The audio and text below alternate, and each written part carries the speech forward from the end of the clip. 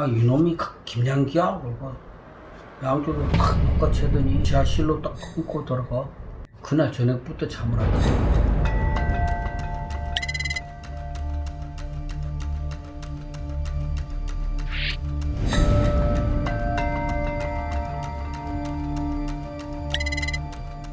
시체가 동네마다 떠댕겨. 유일이, 유삼이, 유건이 유자 돌림해 갖고 이름이 비슷하다고 아버지를 잡아갖고 물어보지도 않고 묻지마 살인을 한 거예요.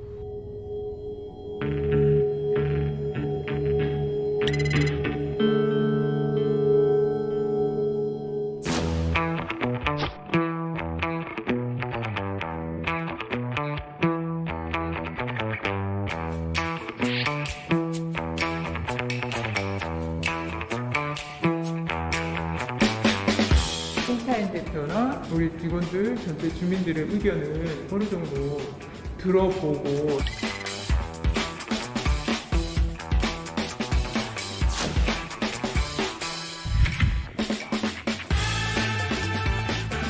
네, 매주 월요일 첫 시간입니다. 친절한 기자들 시간입니다. 여수 MBC 조희원 기자와 함께 할 텐데 우리 어바웃 우리 동네 작가님은 친절함과 냉철함을 겸비한 브레인이다 이렇게 또 소개를 해드렸어요. 저는 개인적으로 상어라는 별명을 또 지어드렸는데 일단 안녕하세요. 양쪽 다 부담스럽네요.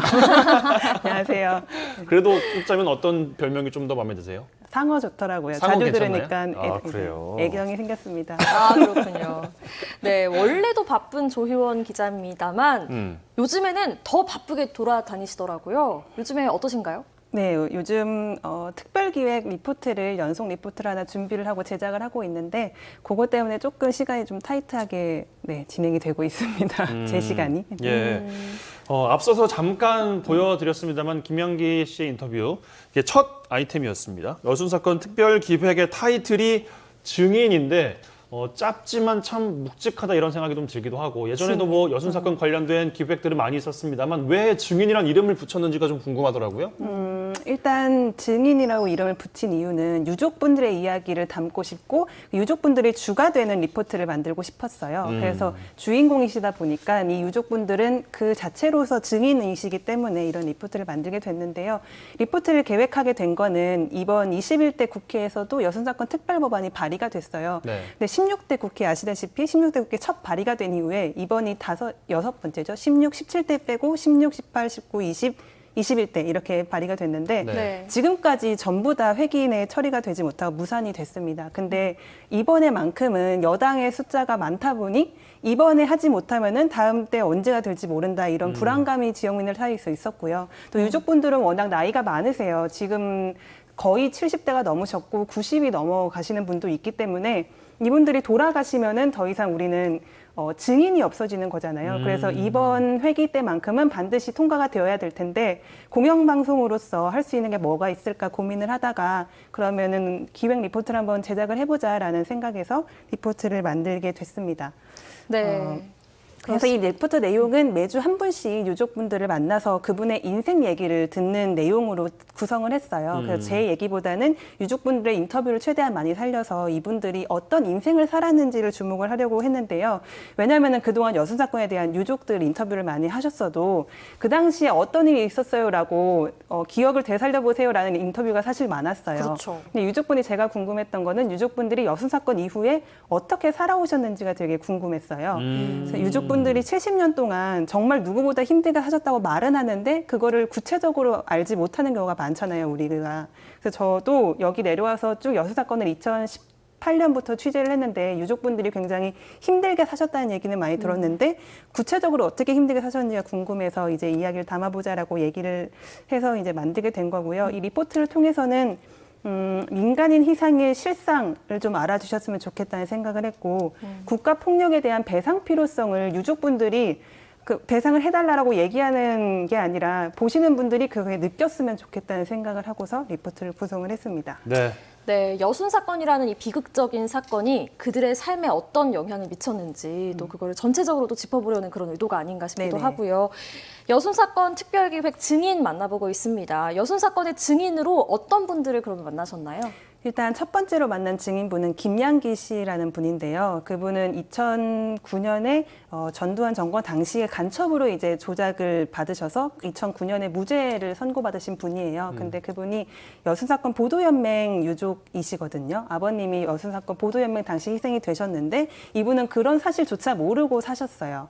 근데 1986년에 갑자기 광주 505 보안대로 끌려가신 거예요. 근데 끌려가서 이제 너 간첩이다라고 얘기하면서 간첩이라는 진술서를 써라 이런 고문을 43일 동안 받으셨어요. 근데 알고 보니까 이제 간첩이라고 고문을 하면서 하는 말이 너네 아버지가 여순사건 당시에 빨갱이 아니었냐. 그러니까 너 아버지가 희생된 거를 너가 복수를 하려고 너도 간첩이라고 활동을 한 것 아니었냐라는 얘기를 하면서 그때 처음으로 36살 때 우리 아버지가 여순사건으로 희생됐구나라는 거를 처음으로 아셨대요. 그제서야.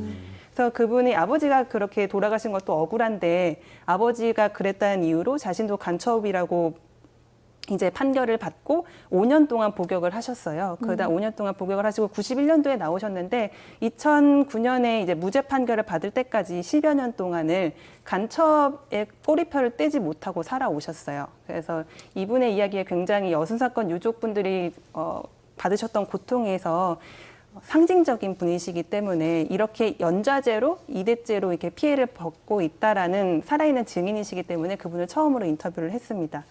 그리고 두 번째로 만난 분은 아까 VCR로 잠깐 보셨는데 애기섬 희생자의 아들이세요. 근데 아버지가 원래 희생되셨어야 될 분이 아니고 자신의 사촌형이 금오도에 살았는데요. 이 가족이 금오도로 이제 인민군이 들어왔을 때 그 인민군이 면사무소에 어떻게 가냐라고 물어봐서 그 길을 안내해 준 거예요. 사촌형이. 근데 나중에 이제 사촌형이 길을 안내해 줬던 게 이제 인민군에 가담한 사람으로 낙인이 찍힌 거죠. 그래서 경찰들이 이 큰아버지를 잡으러 왔는데 큰아버지 이름이랑 이분의 아버님이랑 유자 돌림이어서 비슷하시다 보니까 경찰이 잘 모르고 여수 지역 경찰이 아니었대요. 그래서 이제 경찰이 당신 누구냐고 이렇게 물어보지도 않고 무작정 잡아가서 그 다음날 이제 희생이 되신 거죠.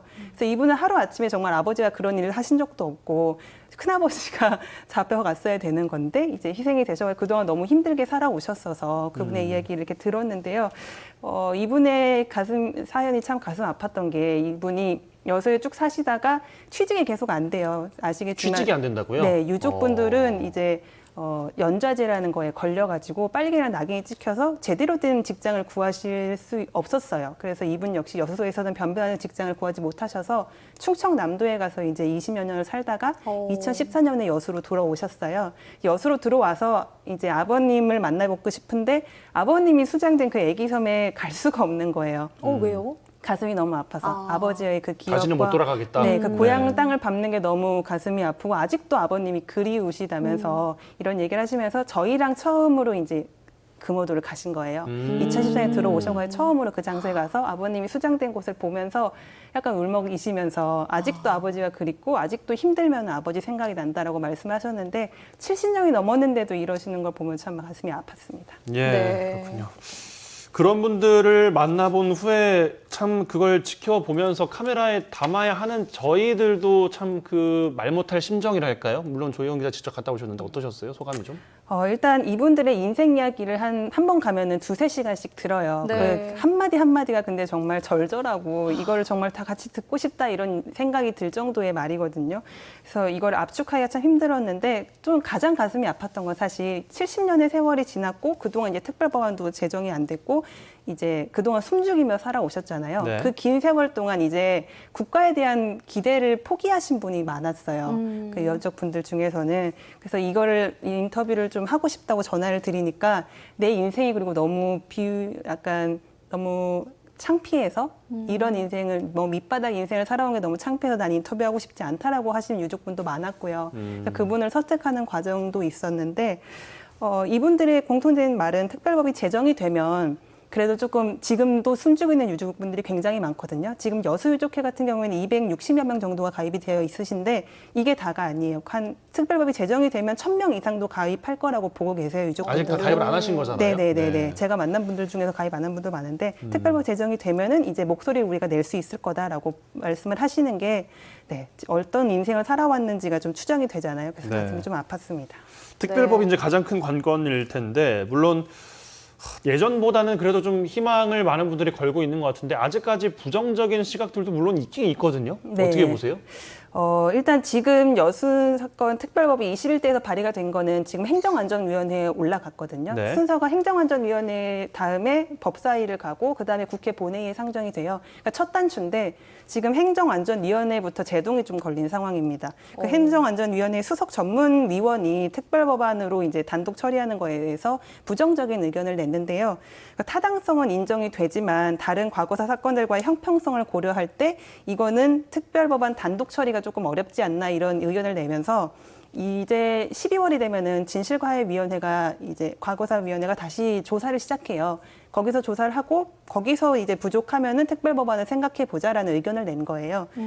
근데 이게 절대적인 의견은 아니고요, 물론. 그래서 의견은 반영하고 거기 행정안전위에서 고려를 할 텐데 정치적인 이제 논리로서 극복할 수 있다고 우리 정부권 의원들은 보고 있고요. 그래서 정치력을 발휘해가지고 야당 의원들, 반대하는 의원들을 지금 좀 설득해야 하는 절차가 남아 있는 상황입니다. 상임위원회 말이 일단 절대적인 건 아니군요. 그러면 네네네, 참고용인 맞습니다. 거죠, 그러니까? 참고용이에요, 수석위원회 말은. 네, 수석위원회 이야기. 네, 네. 알겠습니다. 특별법이 아무쪼록 꼭 이번 국회에서는 이번 회기에서는 제정이 됐으면 좋겠습니다. 네. 네, 조희환 기자가 직접 인터뷰한 여순 사건 유족들의 풀스토리 앞서 2-3시간 정도 그렇게 말씀을 하셨다고 들었는데요. 이게 뉴스 리포트로 담기에는 좀 짧은 네네. 내용이잖아요. 너무 긴 내용이잖아요. 이 풀스토리가 유튜브 여수 MBC 유튜브 뉴스 채널을 통해서도 소개가 되고 있다고요? 네, 리포트로는 길어야 5분은 소개할 수 있어가지고 그것도 2-3시간 다 올리면 또 이해가 어려우실 것 같아가지고 최대한 좀 말을 만들어서 30분, 길게 30분 아니면 10몇 분 정도로 압축해서 올려놔가지고요. 관심 있으신 분들은 뉴스 채널 통해서 보실 수가 있습니다. 네, 네. 알겠습니다. 이렇게 마무리를 좀 해보고요. 다음 사연도 좀 있어서 이야기를 좀 해보겠습니다. 얼굴에 점 때문에 이제 경비직에서 해고가 된 분이 있다고 하는데 요즘 세상에도 이런 일이 있구나 좀 새삼 싶었어요. 네, 저도 이 처음 제보를 받고 나서 이게 말이 돼라고 생각을 했어요. 사실 그래가지고 뭔가 비하인드 스토리가 있겠지라는 생각을 하고서 취재를 시작했는데 네. 일단 순천의 모 아파트에서 9월 4일 날 이 경비원분이 채용이 되셨는데 8일 날 해고 통보를 받으신 거예요. 근데 이 관리사무소장이랑 면담하는 과정에서 관리사무소장이 마스크를 한번 벗어보자, 점을 한번 보자라고 얘기를 했고 보여주니까 이제 어린아이들이 무서워할 수도 있고 입주민들이 왜 이런 사람을 뽑았냐라고 할 수도 있으니까 다른 사람이 뽑힐 때까지만 일단 근무를 하라라고 얘기를 했다는 내용을 제보를 해가지고 저희가 취재를 했습니다. 네. 네, 아니 민원을 제기한 것도 아니고 민원을 제기할 우려가 있어서 그래서 해고를 했다는 네네, 거죠. 맞아요. 아니 그리고 경비원직 선발 당시에 면접을 볼 거잖아요. 이렇게 사전 면접이 있었을 텐데 그때는 전혀 얘기가 없다가 왜 뒤늦게 해고를 한 걸까요? 지금 코로나 시국이기 때문에 마스크를 쓰고 면접을 봤대요. 그래서 마스크를 썼을 때는 점 있는지 점 있는지 모르니까 몰랐다가 네. 이제 일을 하고서 뭐 하다가 이제 마스크를 내린 걸 봤나 봐요. 그럼 그걸 보고서 관리사무소 직원들이 이거는 민원이 들어올 수 있다라는 얘기가 나왔다는 거예요. 그래서 소장이 불러서 면담을 해서 그런 얘기를 했다는 건데 일단 관리사무소 측은 우리가 그 자리에서 해고를 한 건 아니다라는 입장을 굽히지 않고 있어요. 다음 사람 올 때까지 생각해 보시게요.